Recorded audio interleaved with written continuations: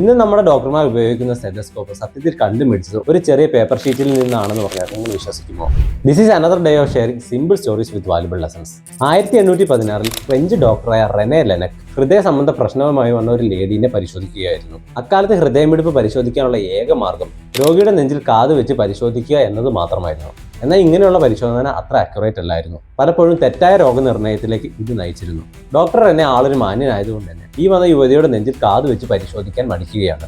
എന്നാൽ ഇവരെ പറഞ്ഞയക്കുന്നതിന് പകരം പരീക്ഷണാടിസ്ഥാനത്തിൽ തന്റെ മുന്നിൽ കിടന്നിരുന്ന ഒരു പേപ്പർ ട്യൂബ് രൂപത്തിലാക്കി ഒരറ്റം രോഗിയുടെ നെഞ്ചിലും മറ്റേ അറ്റം കാതിലും വെച്ച് പരിശോധിക്കുകയാണ്. ചക്കിരി അദ്ദേഹത്തിന് രോഗിയുടെ ഹൃദയമിടിപ്പ് വ്യക്തമായി കേൾക്കാൻ സാധിച്ചു. ഇതാണ് ലോകത്തിലെ ആദ്യത്തെ സ്റ്റെതസ്കോപ്പിന്റെ പ്രോട്ടോടൈപ്പ്. പിന്നീട് വർഷങ്ങൾക്ക് ശേഷം 1851 NB മാർഷ് എന്ന വ്യക്തി ഇപ്പോൾ ഈ കാണുന്ന ഫോട്ടോയിലുള്ള 2 ചെവിയിലും വെക്കാവുന്ന മോഡലിലുള്ള സ്റ്റെതസ്കോപ്പ് കണ്ടുപിടിച്ചു. പിന്നീട് ഈ ഒരു സ്റ്റെതസ്കോപ്പിന്റെ അപ്ഡേറ്റഡ് വെർഷൻ ആയിട്ട് 1960 ഡോക്ടർ ഡേവിഡ് ലിറ്റ്മാൻ എന്ന വ്യക്തി നമ്മൾ ഇന്ന് കാണുന്ന സ്റ്റെതസ്കോപ്പ് കണ്ടുപിടിക്കുകയും ഇതിന് പേറ്റന്റ് എടുക്കുകയും ചെയ്തു. പിന്നീട് 3M എന്ന് പറയുന്ന കമ്പനി ഇദ്ദേഹത്തിന്റെ കയ്യിൽ നിന്ന് മേടിക്കുകയും ലോകമെമ്പാടും എത്തിക്കുകയും ചെയ്തു.